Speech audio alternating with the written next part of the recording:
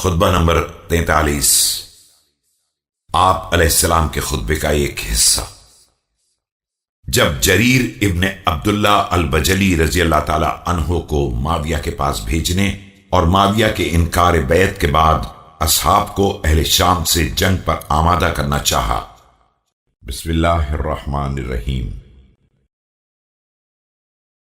اس وقت میری اہل شام سے جنگ کی تیاری، جبکہ جریر وہاں موجود ہیں، شام پر تمام دروازے بند کر دینا ہے اور انہیں خیر کے راستے سے روک دینا ہے اگر وہ خیر کا ارادہ بھی کرنا چاہیں۔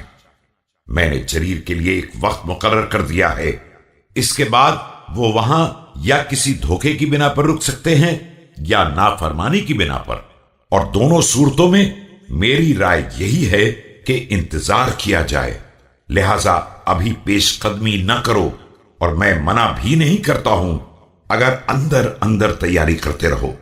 میں نے اس مسئلے پر مکمل غور و فکر کر لیا ہے اور اس کے ظاہر و باطن کو الٹ پلٹ کر دیکھ لیا ہے۔ My preparation for war with the people of Syria, Sham, while Jarir ibn Abdullah Bajali is still there, would be closing the door for Syria and prevention of its people from good action, that is allegiance, if they intend doing it.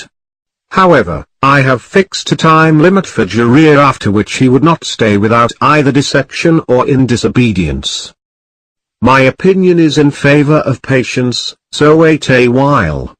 In the meantime, I do not dislike your getting ready. I have observed this matter thoroughly from all sides. اب میرے سامنے دو ہی راستے ہیں، یا جنگ کروں یا بیانات پیغمبر اسلام کا انکار کر دوں۔ مجھ سے پہلے اس قوم کا ایک حکمران تھا، اس نے اسلام میں بدعتیں ایجاد کی اور لوگوں کو بولنے کا موقع دیا تو لوگوں نے زبان کھولی، پھر اپنی ناراضگی کا اظہار کیا اور آخر میں سماج کا ڈھانچہ بدل دیا۔ But I do not find any way except war or heresy. Certainly, there was over the people a ruler before me, who brought about new, un-Islamic things and compelled the people to speak out. So they did speak, then rose up and thereafter changed the whole system.